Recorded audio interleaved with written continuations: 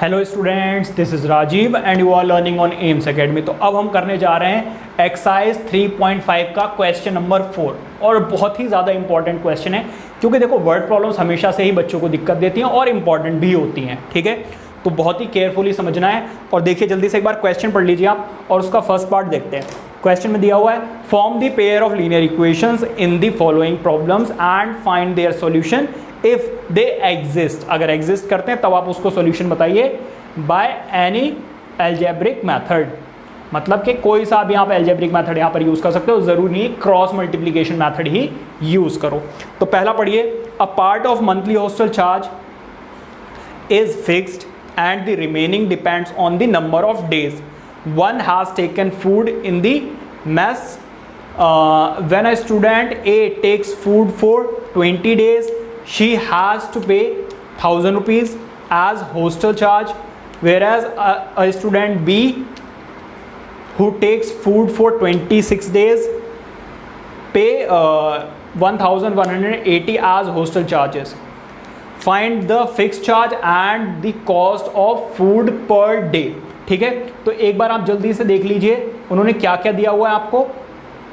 पहली चीज तो देखिए आपको दी हुई है दी फिक्स मंथली चार्ज, जो कि मैंने कितने लेट कर लिए हैं x, और दूसरा charges for food for 1 day, एक डे के लिए मैंने कितने रुपए चार्ज लेट कर लिए हैं y रुपीज। अब अगर आप सही से क्वेश्चन में देखें तो अकॉर्डिंग टू क्वेश्चन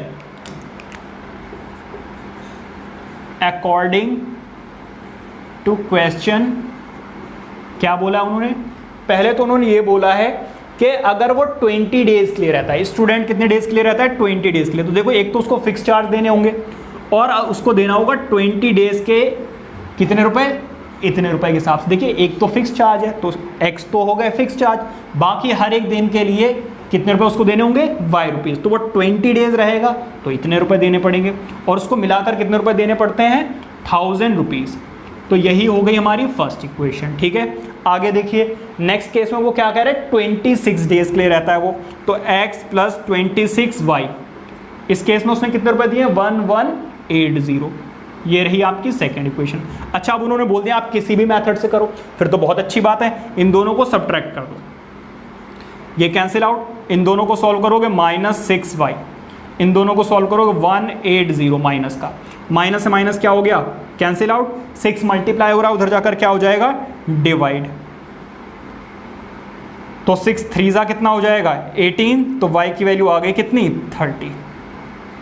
आगे देखो, चलो यहीं पे पुट कर लेते हैं y की वैल्यू, इसमें पुट करते हैं ये छोटी वैल्यू, तो y की वैल्यू कितनी है 30, तो y की वैल्यू यहां पर आप 30 पुट कर लीजिए, 20 इंटू 30 इज इक्वल टू 1000। इसको सॉल्व करो कितना आ जाएगा 600, और ये प्लस में उधर जाकर क्या हो जाएगा माइनस, तो कितना आ जाएगा 400। तो फिक्स्ड चार्ज कितने हैं, फिक्स्ड चार्ज हैं ₹400 एंड चार्ज फॉर 1 डे, एक दिन का चार्ज कितना है ₹30। फूड का एक दिन के खाने का खर्चा कितना है 30 रुपीज़। ठीक है, तो ये नोट कीजिए। देखते हैं अपना नेक्स्ट पार्ट, तो जल्दी से देखते हैं अपना सेकंड पार्ट पढ़ लीजिए एक बार। A fraction becomes 1/3 when 1 is subtracted from the numerator and it becomes 1/4 when 8 is added to the denominator. देखिए वो क्या कह रहे हैं, मैंने ऑलरेडी ले लिया है कि let numerator be x and denominator be y। देखिए फ्रैक्शन कैसे होती है, न्यूमरेटर बाय डिनोमिनेटर की फॉर्म में, है ना। अब वो क्या कह रहे हैं, अगर मैं 1 सब्ट्रैक्ट कर दूं न्यूमरेटर में से तब फ्रैक्शन हो जाती है 1/3। सॉल्व कर लेते हैं इसको इससे मल्टीप्लाई करोगे 3x minus 3 is equal to y। ठीक है, इसको इधर लेकर आ जाओ, तो 3x minus y minus 3 is equal to 0। ये रही फर्स्ट इक्वेशन। अब वो क्या कह रहे हैं, if 8 is added to the denominator, अगर डिनोमिनेटर में आप 8 ऐड कर देते हैं तब फ्रैक्शन हो जाती है 1/4। ठीक है, इसको इससे मल्टीप्लाई करो क्या आ जाएगा 4x, इसको इससे मल्टीप्लाई करोगे y प्लस 8, इसको इधर लेकर आ जाओ दोनों चीज़ों को, तो 4x minus y minus 8 is equal to 0। ये रही हमारी सेकेंड इक्वेशन। अब सॉल्व करते हैं, देखो इधर देखो y के कोफिशिएंट सेम है तो आप एलिमिनेशन मेथड से करो। तो अब मैं क्या कर रहा हूँ, सबट्रैक्टिंग, क्योंकि देखो फर्स्ट इक्वेशन फ्रॉम सेकंड। देखो सबट्रैक्ट कब करते हैं, जब दोनों के साइन सेम हो, ठीक है। तो अब मैं क्या कर रहा हूँ, फर्स्ट इक्वेशन को सबट्रैक्ट कर रहा हूँ सेकंड में से। तो 4x minus y minus 8 is equal to 0, और फर्स्ट इक्वेशन क्या है 3x minus y minus 3 is equal to 0। अब सबट्रैक्ट करोगे तो साइन क्या हो जाएंगे, चेंज, ठीक है। साइन चेंज करने का मतलब देखो 4 में से 3 जाएगा तो 1x, अब 1x लिखो या सिर्फ x लिखो, एक ही बात, ये तो हो जाएगा कैंसिल आउट। यहाँ पर कितना आ जाएगा -5, तो इसको इधर लेकर जाओगे तो x की वैल्यू कितनी आ गई 5, ठीक है।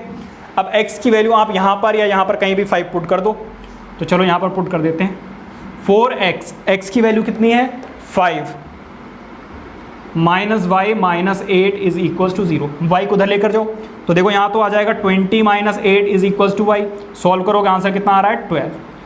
तो देखिए न्यूमरेटर कितना है 5 एंड डिनोमिनेटर कितना है 12, ठीक है। ये नोट कीजिए। देखते हैं अपना थर्ड पार्ट। तो देखते हैं अपना क्वेश्चन नंबर 4 का थर्ड पार्ट। क्या कह रहे हैं वो, Yash scores 40 marks in a test, getting 3 marks for each right answer and losing 1 mark for each wrong answer. Had 4 marks been awarded for each correct answer and 2 marks been deducted for each incorrect answer, then Yash would have scored 50 marks. How many questions were there in the test? ठीक है, तो मैंने मान लिया है कि उसने कितने सही आंसर्स किए हैं x एंड इनकरेक्ट कितने किए हैं y। तो देखिए उन्होंने क्या बोला है, जब आप सही करेंगे तो आपको मार्क्स मिलेंगे और जब आप गलत करोगे तो डिडक्ट हो जाएंगे, कट हो जाएंगे, मतलब कि माइनस हो जाएंगे, ठीक है। तो अब देखिए अकॉर्डिंग टू क्वेश्चन वो क्या कह रहा है, उसने कितने सही किए हैं 3 क्वेश्चंस हैं सही, माइनस, और कितने गलत हैं 1। देखिए सही आंसर्स के लिए, हर एक सही आंसर के लिए 3 मार्क्स मिलते हैं, हर एक गलत आंसर के लिए 1 मार्क कट जाता है, और इसको सॉल्व करने के बाद उसके कितने मार्क्स आए हैं 40 मार्क्स आए हैं। ये रही आपकी फर्स्ट इक्वेशन। सेकंड पार्ट में देखिए वो क्या कह रहे हैं, 4 मार्क्स फॉर करेक्ट आंसर्स, तो 4 मार्क्स मिलते हैं करेक्ट के लिए और इनकरेक्ट के लिए 2 मार्क्स डिडक्ट हो जाते हैं, ठीक है। तब इसके कितने मार्क्स आए हैं 50 मार्क्स। ये रही आपकी सेकेंड इक्वेशन, ठीक है। अब देखिए इधर, अब y के कोफिशिएंट को एक्सक्यूज मी, y के कोफिशिएंट को सेम किया जा सकता है बाय मल्टीप्लाइंग इट 2। तो multiplying first equation by 2 and subtracting second equation from it. इसमें से मैं क्या कर रहा हूँ, सेकंड इक्वेशन को सबट्रैक्ट भी कर रहा हूँ। तो 2 से मल्टीप्लाई करोगे यहाँ पे कितना आ जाएगा 6x minus 2y is equal to कितना 80, और सेकंड इक्वेशन क्या है 4x minus 2y is equal to 50। Sign क्या कर दोगे आप, चेंज। तो देखिए यहाँ पर कितना आ जाएगा 2x, ये तो कैंसिल आउट, और यहाँ पे कितना आ जाएगा 30। तो x की वैल्यू कितनी आ गई 15, ठीक है। और y की वैल्यू अब आप क्या कर दीजिए, इस इक्वेशन में पुट कर दो y की वैल्यू। तो 3x माइनस y की वैल्यू कितनी है 15 इज इक्वल टू कितना 40, ठीक है। इसको इधर करो, लेकर जाओ। तो 3x इज इक्वल टू कितना 40 प्लस 15, ठीक है। सॉल्व करो तो 3x इज इक्वल टू कितना 55। कुछ गड़बड़ होगा ही है। 3 2 6 2 80 30 2 15, ठीक है। अच्छा सॉरी x की वैल्यू पुट करनी है ना, x की वैल्यू सॉरी x की वैल्यू आई ना, y की वैल्यू मैंने यहाँ पर पुट कर दी गलती से। तो देखिए 3 इंटू x की वैल्यू कितनी 15 minus y is equals to 40, ठीक है। अब देखिए इनको सॉल्व करो, कितना आ जाएगा आपका आंसर 3 5 ज़ा 15 और 3 1 ज़ा 3 एंड 45। ये प्लस में इधर जाकर minus 40 is equals to y। सॉल्व करो कितना आ जाएगा y की वैल्यू 30। तो देखिए इतने करेक्ट आंसर्स थे, इतने इनकरेक्ट थे, तो टोटल कितने होंगे? टोटल क्वेश्चंस इन टेस्ट कितने होंगे? देखिए 15 plus this 20, so this is your answer. ठीक है, नोट इट डाउन। देखते हैं अपना नेक्स्ट पार्ट। तो देखते हैं अपना फोर्थ पार्ट जो कि बहुत ही ज़्यादा इंपॉर्टेंट है। ठीक है, एक बार पढ़ लीजिए। Places A and B are 100 kilometre apart on a highway. One car starts from A and another from B at the same time. If the car travels in the same direction at different speeds, they meet in 5 hours. If they travel towards each other, they meet in 1 hour. तो देखिए condition को समझिए। यहाँ पर 2 point हैं highway पर, एक point है A, एक पॉइंट है B। तो 2 कंडीशन है। एक तो ये कंडीशन है कि ये सेम डायरेक्शन में ट्रैवल करते हैं, ये भी इसी तरफ जा रही है और दूसरी कार भी उसी साइड में जा रही है। तो ये तो जा रही है मान लीजिए x किलोमीटर पर आवर की स्पीड से, जो मैंने लेट किया हुआ, और ये जा रही है y किलोमीटर पर आवर की स्पीड से। तब ये मीट करेंगे 5 आवर्स में। ऑब्वियसली एक ऑलरेडी बहुत आगे, पीछे से इसको जाना पड़ेगा, टाइम ज़्यादा लगेगा। दूसरी कंडीशन ये है कि ये ऑपोजिट डायरेक्शन में मूव कर रहे हैं, मतलब कि ये वाली कार इस तरफ जा रही है और दूसरी इस तरफ जा रही है। ये भी अभी भी सेम स्पीड से जा रही है, 6 kilometre per hour, y kilometre per hour, और यहाँ पर भी x किलोमीटर और ये y किलोमीटर। अब ये 1 आवर में मिल जाएंगे। ऑब्वियसली कुछ डिस्टेंस ये इधर से कवर करेगा, कुछ डिस्टेंस ये इधर से कवर करेगी, तो ये जल्दी मिल जाएंगे। ठीक है, जुकाम हो रहा है।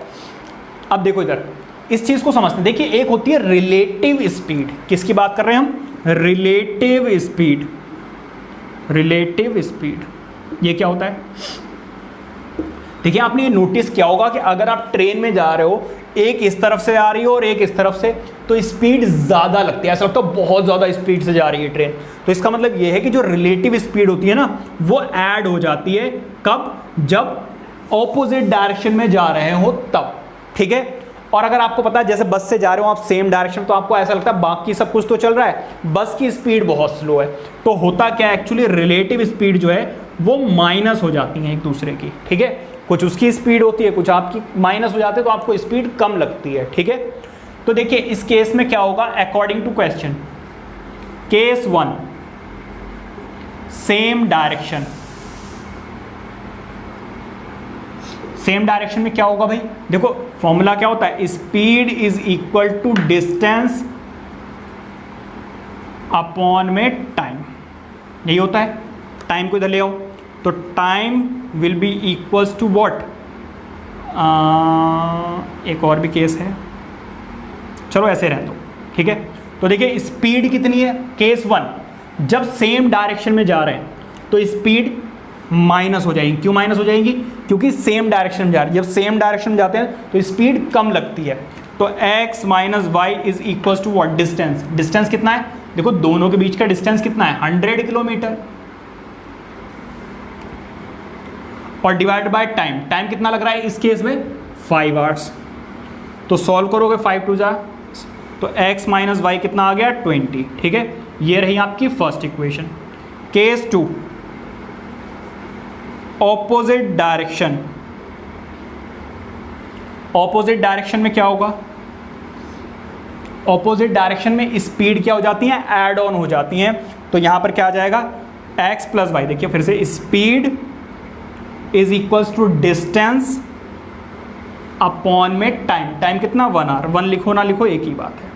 ठीक है, ये आ गई हमारी सेकेंड इक्वेशन। तो अब देखिए y के कोफिशिएंट ऑलरेडी सेम है, तो सिंपली आप अगर ऐड भी कर दोगे तब भी आपका काम चल जाएगा। तो adding first and second equation,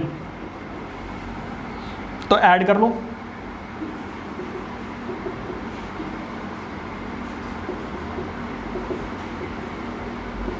add करो कितना आ जाएगा? 2x, और यहाँ पे कितना आ जाएगा? 120। तो x की वैल्यू कितनी आ गई? देखो ये मल्टीप्लाई हो रहा है, उधर जाकर डिवाइड होगा, 60। और आप क्या कीजिए, x की वैल्यू यहाँ पे पुट कर दो। तो देखिए 60 plus y is equals to 100। ये प्लस में उधर जाकर क्या हो जाएगा? माइनस। तो y की वैल्यू कितनी? 40। तो speed of this car will be 60, x वाली, और इसकी कितनी होगी 40। ऑब्वियसली देखो अगर ये पीछे से जाकर आगे मीट कर रही है तो डेफिनेटली इसकी स्पीड ज़्यादा होगी और इसकी कम, ठीक है, ऐसे भी आप समझ सकते हो। तो आई होप ये क्लियर हो गया होगा, प्लीज़ नोट इट डाउन। तो आइए दोस्तों देखते हैं अपना last part which is the 5th part of question number 4। जल्दी से एक बार आप क्वेश्चन पढ़ लीजिए, बहुत ही अच्छा क्वेश्चन है। The area of a rectangle gets reduced by 9 square units if its length is reduced by 5 units and its breadth is increased by 3 units. If we increase the length by 3 units and the breadth by 2 units, the area increases by 67 square units. Find the dimensions of the rectangle. तो मैंने पहले से यहाँ पे आपके लिए बनाया हुआ है, लेट रेक्टेंगल की लेंथ कितनी है x यूनिट्स एंड ब्रेथ कितनी है y यूनिट्स। तो देखिए आपको पता ही है एरिया ऑफ रेक्टेंगल क्या होता है L इंटू बी। अच्छा यहाँ पर L कितना है x और ब्रेथ कितनी है y, तो ये इसका एरिया है, ठीक है। अच्छा अब आप मुझे ये बताइए वो क्या कह रहे हैं, केस 1 देखिए, केस 1 में वो क्या कह रहे हैं कि अगर आप उसकी लेंथ को रिड्यूस कर दें 5 यूनिट्स, इसकी लेंथ को रिड्यूस कर दें 5 यूनिट, तो अभी भी तो ये लेंथ ही रहेगी, और उसकी ब्रेथ को इंक्रीज कर दें 3 यूनिट्स, ब्रेथ को इंक्रीज कर दें 3 यूनिट्स, तो ये जो एरिया है वो रिड्यूस हो जाता है बाय 9 स्क्वायर यूनिट्स। तो देखिए अभी भी तो लेंथ इनटू ब्रेथ एरिया ही तो है, तो ये क्या करेगा, जो नया एरिया होगा वो पुराने वाले एरिया से 9 स्क्वायर यूनिट्स कम होगा, रिड्यूस्ड बाय 9 स्क्वायर यूनिट्स, ठीक है। तो अब आप इसको सॉल्व कर लीजिए, तो x इसको इससे मल्टीप्लाई करोगे, एक्सक्यूज मी। तो अब देखिए पहले आपने इसको इससे मल्टीप्लाई किया, फिर इसको इससे मल्टीप्लाई किया। अब देखिए इसको इससे मल्टीप्लाई करोगे क्या आ जाएगा, xy प्लस इसको इससे मल्टीप्लाई करोगे 3x, इसको इससे मल्टीप्लाई करोगे -5y, इसको इससे मल्टीप्लाई करोगे 15 is equals to x y -9। देखिए xy से xy क्या हो जाएगा, कैंसिल आउट, और क्या आ जाएगा 3x माइनस 5y। अब देखो इसको सॉल्व कर लो, इसको इधर लेकर जाइए, तो कितना आ जाएगा प्लस का 15 में से आप 9 माइनस करोगे, आंसर कितना आ जाएगा 6। तो ये रही आपकी फर्स्ट इक्वेशन, ठीक है। दूसरे केस में देखिए केस 2 देखिए, ये है आपका केस 1 और ये है आपका केस 2, ठीक है। अब देखिए अब वो क्या कह रहे हैं कि if we increase the length by 3 units, अगर इनकी लेंथ को इंक्रीज कर दिया जाए 3 यूनिट्स और ब्रेथ को इंक्रीज कर दिया जाए बाय 2 यूनिट्स, तो इसका जो एरिया है ना, एरिया कितना था x इंटू वाई, वो कितना इंक्रीज हो जाएगा 67 स्क्वायर यूनिट्स इंक्रीज हो जाएगा, और इंक्रीज का मतलब प्लस हो जाएगा। तो अब आप क्या करोगे, x को इससे मल्टीप्लाई करोगे और फिर 3 को भी इससे मल्टीप्लाई करोगे, तो क्या आ जाएगा x y प्लस 67, इसको इससे मल्टीप्लाई करो, x y plus 2x plus 3y plus 6 is equals to x y plus 67, ठीक है। तो देखो अभी भी क्या होगा, एक्स वाई से एक्स वाई कैंसिल आउट, और यहाँ पे क्या आ जाएगा 2x प्लस 3y, इसको इधर लेकर जाओ, तो देखिए 67 में से जब आप ये माइनस करेंगे आंसर कितना आएगा 61। देखूं कट तो नहीं रहा है, रुक जाओ भाई देख लूँ, कट तो नहीं रहा है, हाँ आ गया, तो 61 आएगा, ठीक है। तो पहली इक्वेशन आपकी है ये, और दूसरी इक्वेशन है आपकी ये, ठीक है। अब सॉल्व करते हैं इसको। अच्छा कुछ सेम है क्या, नहीं है, हो सकता है क्या, बिल्कुल हो सकता है। अगर आप ऊपर वाली इक्वेशन में 3 से मल्टीप्लाई कर दें और नीचे वाली इक्वेशन में 5 से मल्टीप्लाई कर दें, तो y के कोफिशिएंट क्या हो जाएंगे, सेम हो जाएंगे। तो मैं क्या कर रहा हूँ, multiplying first equation by 3 and second by 5। पहली इक्वेशन को मैं किससे मल्टीप्लाई कर रहा हूँ 3 से, और दूसरी इक्वेशन को मैं किससे मल्टीप्लाई कर रहा हूँ 5 से, क्योंकि देखो 3 5 15 एंड 3 5 15, ठीक है। अब देखो इधर ऊपर किससे मल्टीप्लाई कर रहे हो आप, 3 से, तो 3 3 ज़ा 9, 3 5 ज़ा 15, और 3 को इससे मल्टीप्लाई करो, 3 6 ज़ा 18, ठीक है। अब इसको आप किससे मल्टीप्लाई करो, 5 से, तो 5 2 ज़ा 10 प्लस 15y, और 5 को इससे भी तो मल्टीप्लाई करोगे, तो 5 1 ज़ा 5 एंड 5 6 ज़ा 30, ठीक है। अब यहां पे ये भी लिख दो, एंड एडिंग, ऐड कर लो, तो देखो ये तो कैंसिल आउट हो जाएगा, इन दोनों को सॉल्व करोगे, 19x इज इक्वल टू, इन दोनों को ऐड करो, कितना आ जाएगा भाई, 13 एंड कैरी 1 2 एंड 3, ठीक है। अब इसको इधर लेकर जाओ, तो 9 2 3 डिवाइडेड बाय कितना, तो अब आप इसको डिवाइड करोगे, आंसर कितना आ जाएगा, 17, तो x की वैल्यू तो आ गई भाई 17, ठीक है। अब आप क्या कीजिए, इस इक्वेशन पुट कर दीजिए, x की वैल्यू इसमें पुट करते हैं, ठीक है। तो 2x, x की वैल्यू कितनी है 17 and 3y is equals to कितना, 61, ठीक है। अब आप क्या कीजिए, इसको मल्टीप्लाई करो, कितना आ जाएगा 34, 34 को उधर लेकर जाइए, तो 61 माइनस 34, 34 को माइनस करेंगे कितना आ जाएगा, 11 11 minus 4 is 7 and 5 minus this is 27, ठीक है। अब ये देखो मल्टीप्लाई हो रहा है, उधर जाकर क्या हो जाएगा, डिवाइड, मतलब कि 9, ठीक है। तो इसका मतलब ये है कि इनकी लेंथ कितनी है, 9 यूनिट्स एंड ब्रेथ कितनी है, 17 यूनिट्स, ठीक है। तो बहुत ही अच्छा क्वेश्चन था, आई होप के समझ में आ गया होगा, और अगर नहीं आया तो दोबारा से एक बार रिवाइड करके देखो, आपको समझ में आ जाएगा, ठीक है। तो अगर आपको ये सब कुछ समझ में आया और वीडियो अच्छी लगती है बेटा, तो वीडियो को लाइक ज़रूर करना, चैनल को अभी के अभी सब्सक्राइब करो और बेल आइकन को हिट कीजिए, ताकि जैसे ही मैं आपके लिए नेक्स्ट वीडियो अपलोड करूं आपके पास नोटिफिकेशन आ जाए, और अपने फ्रेंड्स के साथ शेयर करना तो बिल्कुल मत भूलिए, ठीक है। Till then take care, bye bye.